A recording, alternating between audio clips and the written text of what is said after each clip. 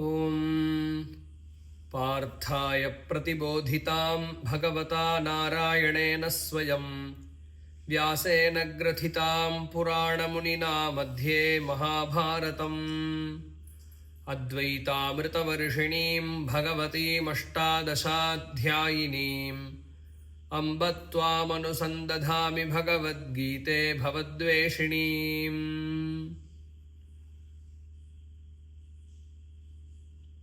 ஸ்ரீ குருப்பியோ நமஹ. எல்லாருக்கும் நமஸ்காரம். நாம்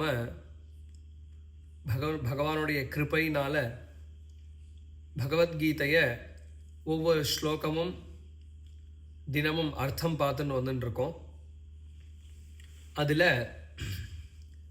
அர்ஜுன விஷாத யோகம் அப்படின்னு சொல்லக்கூடிய இந்த அத்தியாயம் பூர்த்தியாச்சு. முதல் அத்தியாயம். இந்த பூர்த்தியானதற்கு பிற்பாடு இந்த அத்தியாயத்தினுடைய சாரத்தை ஒரு பதிவாக போடலாம் அப்படிங்கிறது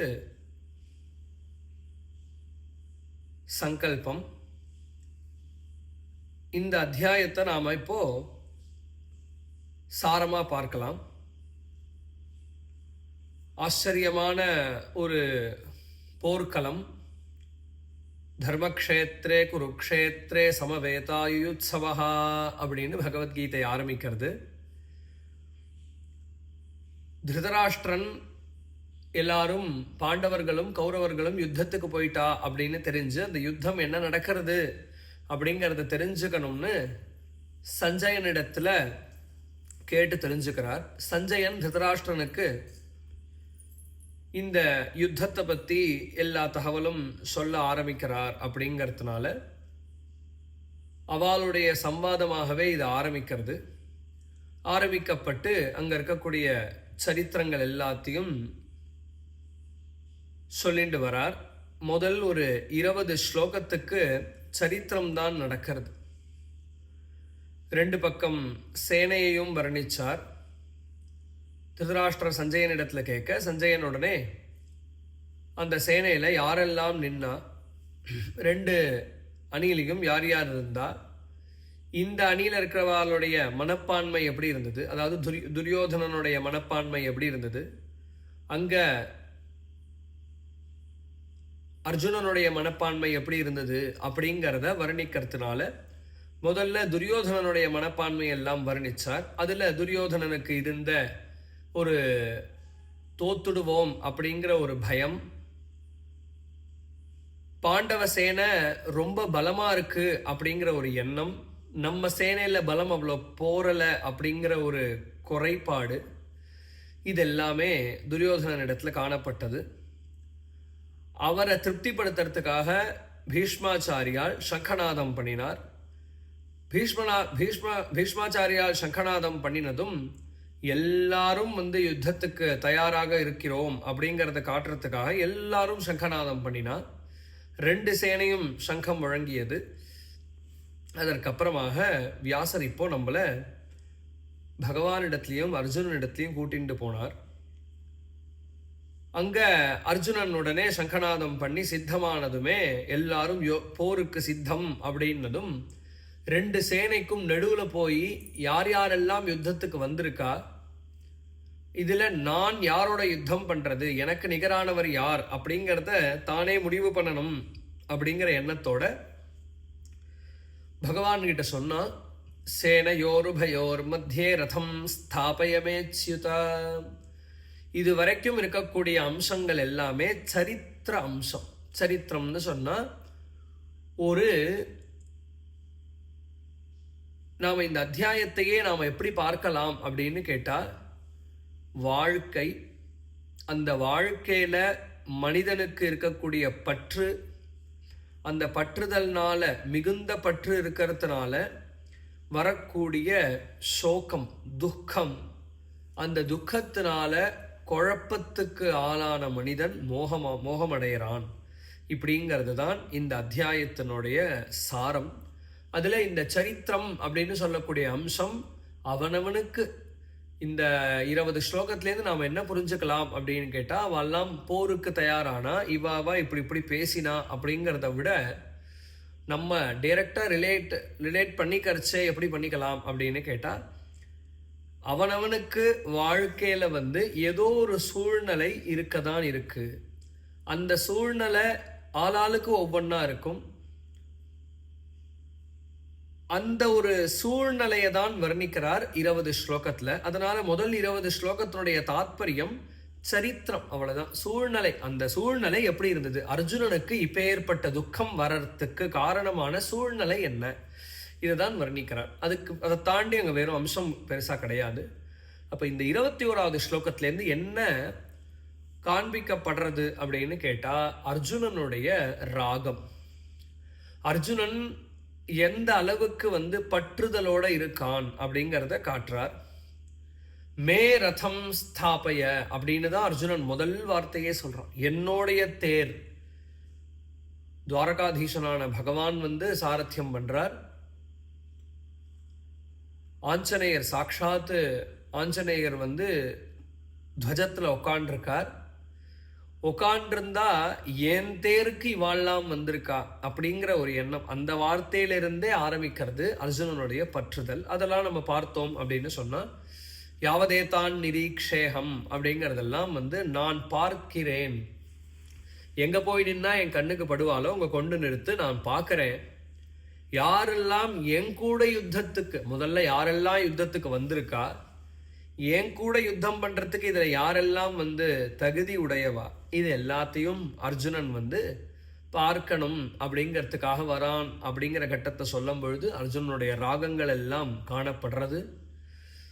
தத்ரா பஷ்யத் ஸ்திதான் பார்த்தா பித்ருநத பிதாமகான் அப்படின்னு அங்க வந்து யுத்தத்துக்கு யார் வந்திருக்கா அப்படின்னு கேட்டா, பெரியப்பா, சித்தப்பா, தாத்தா, குரு, அண்ணன் தம்பி, பிள்ளைகள், சம்பந்திகள், மாமா, மாமனார், இப்படியே அவன் எல்லாரையும் பார்க்கிறான். ஆக மொத்தம் இவனுக்கு அவ மேல இருக்கக்கூடிய உறவின் காரணமாக இருக்கக்கூடிய அதீதமான பற்று, அன்பு, அதுதான் இங்க காணப்படுறது. பொதுவா ஆசை அன்பு அப்படின்னு சொல்றது உண்டு. அன்பு சாஸ்திரம் எல்லாரிடத்துலையும் அன்பு வைக்கணும்னு சொல்றது, ஆனா ஆசை வைக்கக்கூடாது. அன்புக்கும் ஆசைக்கும் இருக்கக்கூடிய வித்தியாசம் என்னன்னு கேட்டா, அன்பு அப்படிங்கிறது எனக்கு பிடிச்சவன் பிடிக்காதவன் அப்படிங்கிற வித்தியாசமே இல்லாமல், தெரிஞ்சவன் தெரியாதவன் அப்படிங்கிற வித்தியாசமே இல்லாமல் எல்லாரையும் விரும்புறது இருக்கே, உலகத்தில் இருக்கக்கூடியவா எல்லாரையும் விரும்புறது இருக்கே, இதுக்கு பேர் அன்புன்னு பெயர். ஆனா எனக்கு இவாளை பிடிக்கும் அவாளை பிடிக்காது, இவாளை பிடிக்கிறதுக்கு காரணம் இவா என் ரிலேஷன், அவா எனக்கு ரிலேட்டிவ் இல்லை, இந்த மாதிரி பாகுபாடுனால வரக்கூடியதர ஆசை அப்படின்னும், எல்லாரிடத்துலையும் ஒரு சின்ன ஒரு புழு பூச்சியை பார்த்தா கூட ஐயோ பாவமே அப்படின்னு நினைக்கிறது, அது நன்னா இருக்கணும் அப்படின்னு நினைக்கிறது இருக்கே, இதற்கு அன்பு அப்படின்னு பெயர். ஆக மொத்தம் இது மனிதனா மிருகமா, அல்லது வந்து நம்ம ஊரவனா வெளிநாட்டவனா, அல்லது எனக்கு சொந்தக்காரனா இல்லை எனக்கு சொந்தக்காரன் இல்லாதவனா, இந்த மாதிரி எந்த வேற்றுமையும் இல்லாமல் இருக்கக்கூடிய பிரியத்துக்கு தான் அன்பு அப்படின்னு பெயர். ஸோ அந்த அன்புங்கிறது தர்மம், நாம எல்லாரையும் விரும்புறதுங்கிறது தர்மம். ஆனா எனக்கு உறவினர்ங்கிற காரணத்தினால எனக்கு பிடிக்கும்னு சொல்றது இருக்கே, இதை ஆசைன்னு சொல்லுவோம். அதுதான் இப்ப அர்ஜுன இடத்துல காணப்படுறது. ஸோ இப்ப அர்ஜுனன் வந்து எல்லார் மேலேயும் அதீதமான பற்று வச்சிருக்கான்னா, இவாளோட நாம வாழணும், இவாளோட இருந்தாதான் நமக்கு சௌக்கியம், இவா இல்லாம நம்ம எப்படி வாழ முடியும், இப்படிங்கிற பாவத்தோட அர்ஜுனன் அங்க பிரவர்த்திக்கிறான். இன்னுமே சொல்லணும் அப்படின்னு சொன்னா, அர்ஜுனனுக்கு வந்து துரியோதனன் மட்டும் போருக்கு நின்னான்னு சொன்னா துரியோதனன் அடிப்பான். ஏன்னா தார்த்தராஷ்டிரஸ்ய துர்புத்தேர் யுத்தே பிரிய ஜிகீர்ஷவஹா அப்படின்னு சொல்லும் பொழுது, புத்தி கெட்ட துஷ்டனான துரியோதனனுக்கு யாரெல்லாம் துணை போனார்கள் அப்படிங்கிறத நான் பார்க்கணும்னு தான் வந்தான். அவன் எதிர்பார்க்கல பீஷ்மர் துரோணர்லாம் வந்து நிப்பா அப்படின்னு. அப்ப இதுல இருந்து என்ன தெரியறது அப்படின்னு கேட்டா, அவனுக்கு துரியோதனனை அடிக்கிறதுல பிரச்சனை இல்லை. ஆனா அங்க அவன் பார்த்தது யாரெல்லாம் அவனுக்கு ரொம்ப பிடிச்சவாளோ அவளை. இப்போ துரியோதனன் ஒரு அதர்மம் பண்ணவன், துரியோதனனை நாம அவன் அதர்மம் பண்ணியிருக்கான், அதனால நம்ம அவனை வதம் பண்ணணும் அவனுக்கு துணை போறவர்கள் எல்லோருமே அதர்மம் செய்பவர்கள் அப்படிங்கிற எண்ணம் அர்ஜுனனுக்கு இருக்கும் பட்சத்தில் யார் வந்து நின்னாலும் அடிக்கிறதுக்கு அவன் துணியுவான். ஆனா அர்ஜுனனுக்கு இங்க தர்மத்தை காட்டிலும் உறவு, அந்த பந்தம், அந்த பற்று அது அதிகமாக மேலோங்கி இருக்கிறதுனால துரியோதனன் அண்ணனோ தம்பியோ அவன் எனக்கு பிடிக்காததை பண்றான், அதனால நான் அவனை அடிக்கணும் அப்படிங்கிறது தான் அவன் அதர்மம் பண்றான் அப்படிங்கிறத விட அதிகமாக இருந்திருக்கு. அதனால தான் கடைசியில் அவன் வந்து இவாளெல்லாம் பார்த்ததுமே கடைசியில் அவன் என்ன சொல்லிட்டான் அர்ஜுனன் பேசும் பொழுது, இப்படி ஸ்வஜனம் நம்மவர்களான தார்த்தராஷ்டிரர்களை, திருதராஷ்டிரருடைய பையனான துரியோதனாதிகளை கொன்னுட்டு நான் அப்படியே சுகத்தை அடைய போறேன் அப்படின்னு பின்னாடி பேசுறான். இப்ப என்ன ஆயிடுறது, துரியோதனன் அப்படின்னா நான் அடிக்க துணிஞ்சவன், ஆனா பீஷ்மர், துரோணர் இந்த மாதிரி இவ்வளோ பேரையும் கூட்டின்னு வந்து துரியோதனன் நின்னா அப்ப துரியோதனன் ஐயோ பாவம். ஸோ இப்போ இதுல இருந்து என்ன தெரியுதுன்னு கேட்டா, இந்த தர்மம் அதர்மம் அப்படிங்கிற பார்வையை விட அர்ஜுனனுக்கு பிடித்தவர்கள் பிடிக்காதவர்கள், வேண்டப்பட்டவன் வேண்டப்படாதவன் இப்படிங்கிறது தான் அர்ஜுனனுக்கு மேலோங்கி இருக்கு அப்படிங்கிறத நாம நன்னா பார்க்க முடியறது. அதனால அர்ஜுனனுடைய பற்று இங்க திட்டவட்டமா காணப்படுறது. அதனால அவனுக்கு வரப்போறிய துக்கம். உடனே அவன் என்ன யோசிக்க ஆரம்பிச்சிட்டான், இவாளெல்லாம் யுத்தத்துல நான் வந்து யுத்தம் பண்ணேன்னா இவாள்ல யாரு போனாலும், எதிர்கட்சியிலையும் சரி நம்ம கட்சியிலையும் சரி, யாருக்கு உயிருக்கு சேதம் ஏற்பட்டாலுமே அப்புறம் நான் எப்படி நல்ல சந்தோஷமா இருப்பேன். அப்போ அந்த பற்றுதல்னால பற்று இருக்கக்கூடியவர்களை இழந்தா என்ன ஆகும் அப்படிங்கிறத யோசிக்க போகும்போது அவனுக்கு இவ்வளோ துக்கம் வருது. இத்தனை பேரை கொண்டுட்டா நான் என்னத்துக்கு ஆவேன், இவாளெல்லாம் இல்லாம நான் எப்படி வாழுவேன், இவாளை கொன்னுட்டு நான் வாழ்ந்துதான் என்னத்தை சந்தோஷப்பட போறேன். ஸோ இது எல்லாமே நம்ம பார்த்தோம்னா பற்றுதலின் அடிப்படையிலேயே வரக்கூடிய எண்ணங்களாக இருக்கு. இதே மாதிரி தான் அவன் துக்கப்பட்டான் அடுத்த 4-5 ஸ்லோகங்கள்ல. அதுக்கப்புறம் என்னாச்சுன்னு கேட்டா, அவனுடைய குமுறல் காண்டீவம் ஸ்ரம்சதே ஹஸ்தாத் த்வக்சைவ பரிதஹ்யதே, அந்த துக்கத்தினுடைய காரணமாக, துக்கத்தினால் இவனுக்கு என்ன ஆயிடுத்துன்னு கேட்டா உடம்புல தளர்ச்சி வந்துடுது. இப்பேற்பட்ட வீராதி வீரன் உடல் அளவுல பிசிக்கலா, ஆனா மென்டலா எவ்வளோ வீக் ஆயிடுறான், ராகத்தினால அவன் பற்றுதல் வச்சதுனால எவ்வளோ வீக் ஆயிடுறான் அப்படிங்கிறத திட்டவட்டமா அந்த இடம் நமக்கு காட்டுறது. அப்போ காண்டீவத்தை பிடிக்க முடியல, உடம்பெல்லாம் எரியறது, கை கால்லாம் உதறது, வாயெல்லாம் வறண்டு போறது, நிக்க முடியல, பிரமதீவச்ச மேமனஹா, தலை சுத்துறா மாதிரி இருக்கு. இப்ப இதுல இருந்து என்ன தெரியறதுன்னு கேட்டா, அந்த ராகத்தினால ஏற்பட்ட துக்கம், அந்த துக்கம் அவனை தளர்த்திடுத்து. இப்பேற்பட்ட அர்ஜுனன் கையும் காலும் நெடுங்க தலையை தொங்க போட்டுன்னு நிக்கிறான், தலன்னு ஆயிட்டான், கிழவன் மாதிரி அவனுக்கு உடம்பு தளர்ந்து போயிடுது. அதுக்கப்புறம் என்ன பண்றான்னு கேட்டா, தீர்மானத்துக்கு வரான். இந்த துக்கத்தினால அவனுக்கு குழப்பம் ஏற்படுறது. என்னது இது? அப்புறம் அவன் என்ன இதெல்லாம் யோசிச்சு பார்க்குறான். சரி, நம்ம குலமே நாசமாகும், நம்ம குலம் நாசமாச்சுன்னா நாம் எப்படி சந்தோஷமா இருக்கிறது அப்படின்னு யோசிக்க ஆரம்பிச்சவன், இந்த குலமே நாசமானா அப்புறம் வேற என்னென்ன நடக்கும்னு யோசிக்க ஆரம்பிக்கிறச்சே. குலக்ஷயம் ஏற்பட்டால் குல தர்மங்கள் எல்லாம் நாசமாகும், தர்மங்கள் எல்லாம் நாசமானா அதர்மம் கைகூடும், அதர்மம் மேலோங்கினால் வர்ண தர்மங்கள் எல்லாம் அழியும், வர்ண தர்மம் அழிஞ்சுதுன்னு சொன்னா அதான் வர்ண சங்கரம், அந்த வர்ண சங்கரம் ஆச்சுன்னு சொன்னா ஸ்திரீகள் எல்லாம் கெட்டு போவா, ஸ்திரீகள் கெட்டு போனா அப்படின்னு சொன்னா உலகத்திலையும் இந்த உலோகத்திலையும் யாருக்கும் சந்தோஷம் கிடையாது, பரலோகத்திலையும் எல்லாருடைய நிம்மதி தர்மங்கள் எல்லாம் போய் பித்திருக்கள், பரலோகத்தில் இருக்கக்கூடிய பித்திருக்கள் தேவதைகள் எல்லாரும் கஷ்டப்படுவா, இகலோகத்திலையும் ஜீவன்கள் யாருமே நிம்மதி இல்லாமல் ஆயிடுவா. அப்படிங்கிறதெல்லாம் யோசிச்சுட்டு என்ன முடிவுக்கு வந்துட்டான் அப்படின்னு கேட்டா, அர்ஜுனன் தான்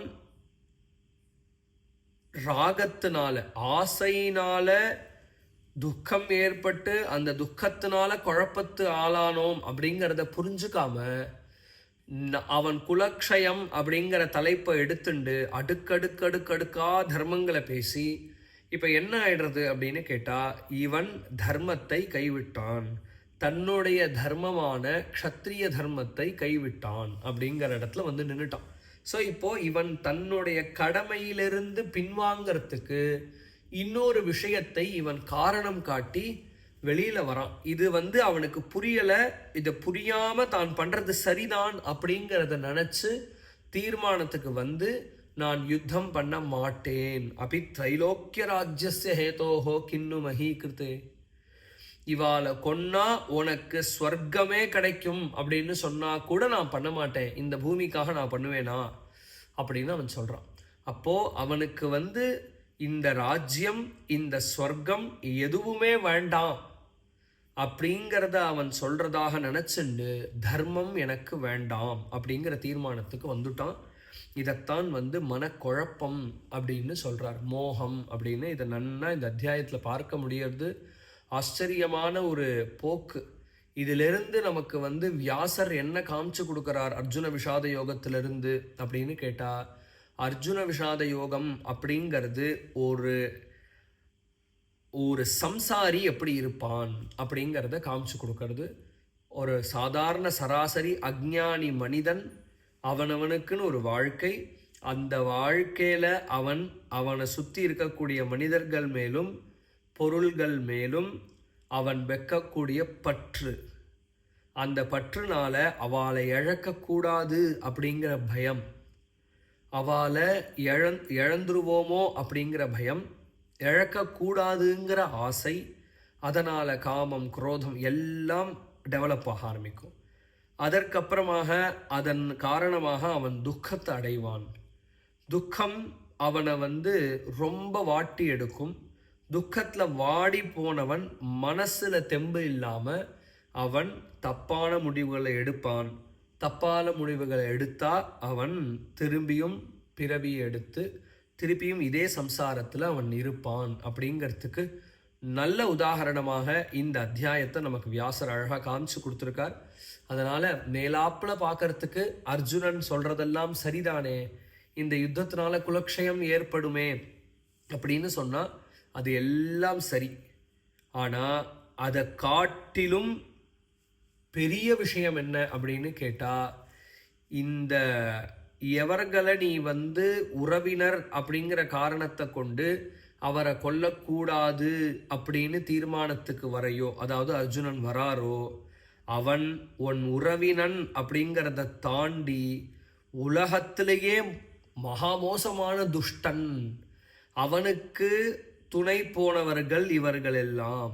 அப்போ நான் ஒரு க்ஷத்ரியன் இங்க இருக்கும் பொழுது என் நாட்டு மக்களை அதர்மப்படி என் நாட்டு மக்களை வழி நடத்திண்டு என் நாட்டு மக்களுக்கு தொந்தரவு கொடுத்துண்டு இந்த மாதிரி அதர்மம் பண்ணிண்டு ஒருத்தன் இருப்பான் அப்படின்னு சொன்னா அவனை தடுக்க வேண்டியது என்னுடைய கடமை. அது மட்டும் இல்லாம பல்வேறு உள்காரணங்களும் இதுக்கு இருக்கு. இவா சூதாடி ராஜ்யத்தை இழக்கும் போது 13 வருஷம் கழிச்சு இந்த ராஜ்யத்தை திரும்பி கொடுப்பேன் அப்படின்னு அவ வாக்கு கொடுத்தா. இவா சரின்னு ராஜ்யம் திரும்பி கிடைக்கும் அப்படிங்கிறதுக்காகத்தான் வனவாசத்தை ஏத்துண்டா.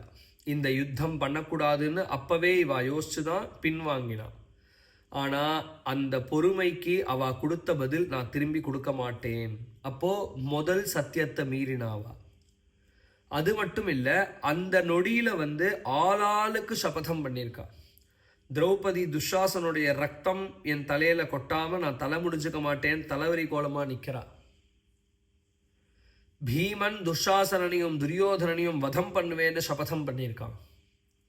இப்ப இந்த சத்தியங்கள் எல்லாம் எப்படி பொய் ஆக்க முடியும் இவாளால? அர்ஜுனனும் சபதம் பண்ணியிருக்கான். இத்தனை பேரும் ஆளாளுக்கு சபதம் பண்ணிட்டு வந்திருக்கா. அப்புறம் அஜ்ஞாதவாசம் முடிஞ்சதற்கு அப்புறமாகவும் அவன் டைரக்டா யுத்தத்துக்கு வரல. இவாள் இடத்துல கேட்டா, நாங்கள் ஐவரும் க்ஷத்ரியர்கள். ஒரு க்ஷத்ரியனாக இருக்கிறவன் பிச்சை கேட்டு சாப்பிடக்கூடாது அப்படிங்கிறது சாஸ்திரம். பிச்சை கேட்டு சாப்பிடக்கூடாதுன்னு சொன்னா ஒருவேளை சாப்பாடு கூட அவ கையேந்தி வாங்கி சாப்பிடக்கூடாது. பிக்ஷைங்கிறது க்ஷத்ரியனுக்கு கிடையவே கிடையாது நம்மளுடைய தர்மங்கள்ல. அதனால தான் நீங்கள் ராமாயணத்தில் பார்த்தேன்னு சொன்னால், ராமாயணத்தில் ராமர் காட்டுக்கு போகிற அன்னைக்கு, கிளம்பின அன்னைக்கு ராத்திரி குஹப்பெருமான் அவருக்கு பழங்கள் எல்லாம் கொண்டு கொடுப்பார் ஆகாரமாக. அப்போ ராமர் சொல்கிற வார்த்தை, நாங்கள் கை நீட்டி வாங்குபவர் அல்ல, கொடுக்க வேண்டியவர்கள். அதனால நீ கொண்டு வந்து நான் சாப்பிட்றது தர்மம் இல்லை, லக்ஷ்மணன் கொண்டு வருவான், அவனே சம்பாதிச்சுட்டு வருவான், அதை நாங்கள் சாப்பிடுவோம் அப்படின்னு ராமர் சொல்கிற வார்த்தை. ஸோ பசிக்காக ஒருவேளை பழம் கூட ஒரு க்ஷத்ரியன் கை நீட்டி பிச்சை கேட்டு வாங்கி சாப்பிடக்கூடாதுன்னு இருக்கும் பொழுது இவர்கள் எப்படி வந்து இந்த 13 வருஷம் கழிச்சும் உனக்கு நாடு கிடையாது அப்படின்னு சொன்னால், அப்போ அதனால் அவன் க்ஷத்ரியனாக இருக்கக்கூடியவர்கள் என்ன பண்ணா, தர்மபுத்திரர் சரி வேண்டாம், எங்களுக்கு நாங்கள் இழந்த நாடு வேண்டாம், எங்கள் 5 பேருக்கும் 5 ஊரை கொடுன்னு கேட்டா. கொடுக்க முடியாதுன்னு சொன்னான். சாக்ஷாத் பகவானே போய் இதெல்லாம் பேசினார்.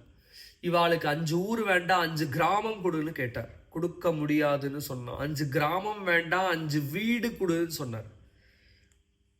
5 வீடு என்ன, 5 குண்டூசி குத்துற இடம் கூட இவர்களுக்கு கிடையாது அப்படின்னு சொன்னதற்கு அப்புறமாகவும் பகவான் நிறைய புத்திமதி சொல்லி பார்த்தார். அப்பையும் கேட்கல. பகவான் திரும்பி வந்து சொன்னார், இவர்களிடத்துல யுத்தம் பண்ணாதான் நீ வாழ முடியும். இவர்கள் 5வரும் க்ஷத்ரியர்கள், இவர்கள் பிச்சை கேட்டு சாப்பிடவும் கூடாதுன்னா இவர் எப்படி தான் வாழ்வா? வாழ்ந்து தானே ஆகணும், தற்கொலை பண்ணிக்க முடியாது இல்லையா? அப்போ தான் வந்து பிச்சை கேட்டு வாழக்கூடாது, தான் வாழ்ந்து தான் ஆகணும். ஆனால் தனக்கான ராஜ்யத்தை தரேன்னு சொல்லிட்டு வாக்கு மீறினவர்கள், இவ்வளோ காரணங்கள். இன்னொரு பக்கம் இந்த ராஜ்யத்தை அடைய வேண்டிய உரிமை உடையவர்கள்னா இந்த நாட்டு மக்களை காக்க வேண்டிய பொறுப்பு பாண்டுனுடைய மக்கள். இவாள்லாம் பாண்டு தான் திருதராஷ்டிரனுக்கு கொடுத்தா இந்த ராஜ்யத்தை. அப்போ இவாளுடைய சொத்துல விருப்பம் இல்லாட்டி கூட இந்த மக்களை காக்கணும் அப்படிங்கிறதுக்காகவாச்சு பாண்டு, இந்த பாண்டவர்கள் ராஜ்யத்துல இருந்தே ஆகணும். சரி, துரியோதனன் நன்னா ராஜ்யத்தை பண்ணா பிரச்சனை இல்லை, ஆனால் அவனும் அதர்மாத்மா. சகுனி முதலியவர்களோட சேர்ந்துண்டு அவன் வந்து அதர்மம் பண்ணின்னு இருக்கான். இப்படி இருக்கக்கூடியவனை அதர்மம் பண்றவன், மக்களை துன்புறுத்தக்கூடியவன் அப்படின்னு பார்ப்போமா, அல்லது என்னுடைய அண்ணன், என் கூட பிறந்தவன் இப்படின்னு நம்ம பார்க்கணுமா அப்படின்னு கேட்டா, சாஸ்திரம் வந்து உறவை காட்டிலும் தர்மத்துக்கு தான் முக்கியத்துவம் அப்படின்னு சொல்றது. அதனால இங்க இவன் தர்மத்தை கைவிட்டு இவன் முடிவெடுத்த அதர்மத்துக்கு என்னென்னலாம் காரணம் கட்ட முடியுமோ எல்லாத்தையும் கட்டி கடைசியில் நான் யுத்தம் பண்ண மாட்டேன் அப்படிங்கிற தீர்மானத்துக்கு வந்து எல்லாத்தையும் காண்டீவத்தை அவுத்தறிஞ்சு அவன் வந்து பொத்துன்னு தேர்தட்டில் உட்காண்டான்னு இந்த அத்தியாயம் பூர்த்தியாகுது. அதனால் நாமளும் இதை பார்த்து குழம்பக்கூடாது. அர்ஜுனனுடைய கடமை இங்கே யுத்தம் பண்ணி தர்மத்தை நிலைநாட்ட வேண்டியது. எப்போ அதை அவன் பண்ணுறானோ பண்ணலையோ அப்போ அவன் வந்து அவனுடைய தர்மத்திலிருந்து பின்வாங்கிறான். அதற்கு காரணம் உறவினர்கள் அப்படிங்கிற ஒரே காரணம்தான்.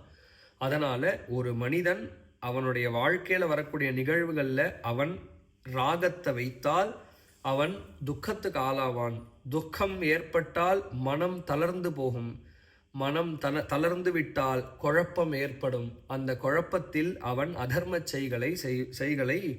செயல்களை புரிவான். அப்படிங்கிறது ஒரு பெரிய எடுத்துக்காட்டு. இந்த அத்தியாயத்திலேருந்து நமக்கு வியாசர் எல்லாருமே அவரவர் வாழ்க்கையில் எப்படி வந்து நம்ம இன்னல்களை சந்திக்கிறோம் அப்படிங்கக்கூடிய அந்த படிக்கட்டை அழகாக காமிச்சு கொடுத்துருக்கார். மேற்கொண்டு சாங்கிய யோகத்தை நாளையிலிருந்து அனுபவிப்போம். ஸ்ரீ குருப்யோ நமஹ.